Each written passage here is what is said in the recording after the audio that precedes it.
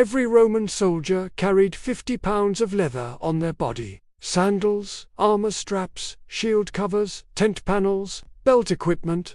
500,000 soldiers meant an industry producing 25 million pounds of leather annually, worth $500 million. So why did history forget the people who made it?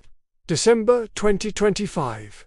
A new research project is finally revealing Rome's essential industry, the workers, the economics, the human cost. Here's what they found. Roman military dominance wasn't built on swords alone. It was built on logistics. And the most essential supply, leather. Every legionary needed caligae, military sandals that wore out every few months. Leather straps held armor together. Shield covers protected expensive equipment during marches. 8-man tents required massive leather panels. The Roman war machine ran on animal hide. Someone had to produce it. At industrial scale, with technology that wouldn't change for 1500 years. Here's the verified research announcement from December 2025. A new project is investigating how leather was produced and traded across the Roman Empire. This is groundbreaking because leather rarely survives archaeologically. Organic materials decompose, but the scale of production left traces everywhere. Tannery locations, tool remains, chemical residues. For the first time, researchers are mapping Rome's forgotten industry. Let's calculate the economics. A single pair of military sandals required 1 square foot of leather. Each soldier needed multiple pairs per year. That's just footwear. Add armor straps, belt equipment, scabbards, and shield covers. Then multiply by 500,000 soldiers. The minimum annual requirement exceeded 25 million pounds of processed leather. That's 250,000 cattle worth of hide. Every single year, someone built an empire to supply this demand. Tanning leather is brutal work. Animal hides arrive covered in flesh and hair. Workers scraped them clean by hand, then soaked them in urine. Yes, urine, to remove remaining tissue, then treated them with tannic acid from tree bark. The process took months. The smell was indescribable. Roman writers called tanneries the foulest places in the empire. Essential work performed by people society preferred to forget. This is the hidden foundation of military power. Archaeological evidence from Pompeii reveals the scale. Multiple tanneries operated outside city walls. Workers processed hundreds of hides simultaneously. Large vats contained chemical solutions. Drying racks stretched across courtyards. This wasn't craft production. This was industrial manufacturing.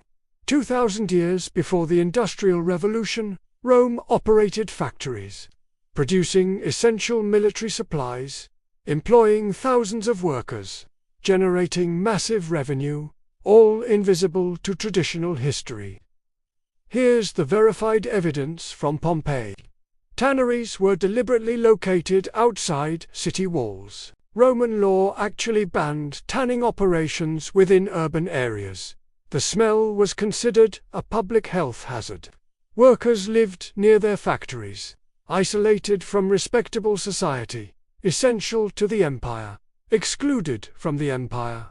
The economics of ancient labor follow patterns we still see today. Who performed this essential work? Primarily enslaved people and freedmen. The lowest rungs of Roman society. Exposure to chemicals caused skin diseases. Constant contact with rotting flesh spread infections. Urine and animal waste created toxic environments. Life expectancy in tanneries was significantly lower than the general population. The military machine required sacrifice, not just on battlefields, in workshops that stank of progress, producing victory, one hide at a time. The economic value was enormous. Leather merchants, ranked among the wealthiest traders in Rome, supply contracts with the military guaranteed steady income. Provincial governors regulated hide collection from across the empire. Spain provided cattle. North Africa provided goats. Britain provided sheep. A continental supply chain feeding Italian factories. The logistics rivaled any modern corporation. Profit concentrated at the top. Risk and suffering concentrated at the bottom. $500 million annually. That's the estimated value of Rome's leather industry. Compare that to gladiatorial games, which cost perhaps $100 million per year. Leather was worth 5 times more than entertainment. Yet history books dedicate chapters to gladiators, and single sentences to leather workers, the people who actually kept the army functional, invisible, because their work was too essential, too dirty, too real to romanticize. Here's the archaeological evidence from Pompeii. Tannery locations mapped outside city walls.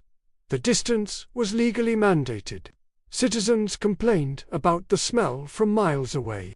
But every citizen wore leather sandals, used leather bags, slept under leather roofs, benefiting from labor they couldn't bear to witness.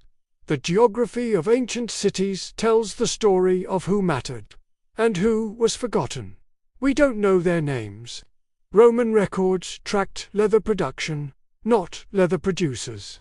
Thousands of workers across centuries of empire, processing millions of hides, breathing toxic fumes, developing chronic diseases, living outside walls that protected everyone except them. Their labor built military dominance. Their lives bought victory.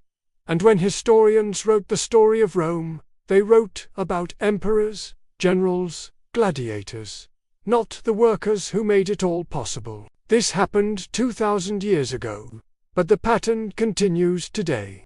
Modern militaries require industrial supply chains. Someone manufactures equipment in conditions the public prefers not to see. Essential workers performing essential tasks. Excluded from the story of success, the technology changes. The economics remain identical. Rome built an empire on leather workers, they forgot. Modern nations build power on labor, they'd rather not acknowledge. History doesn't repeat, but supply chains always rhyme. The December 2025 research project represents something important. Finally, examining the people history forgot, the essential workers who built empires, not with swords, with labor. Rome's leather industry wasn't glamorous. It wasn't heroic. It was necessary. $500 million of necessity, performed by people whose names we'll never know. Their contribution was essential. Their memory, this video, may be the first time anyone's told their story. This is why we investigate ancient economics. Not for emperors, for patterns, for the people beneath the glory. Next video. The $3 billion food industry that fed Rome's million citizens. How logistics made the impossible daily.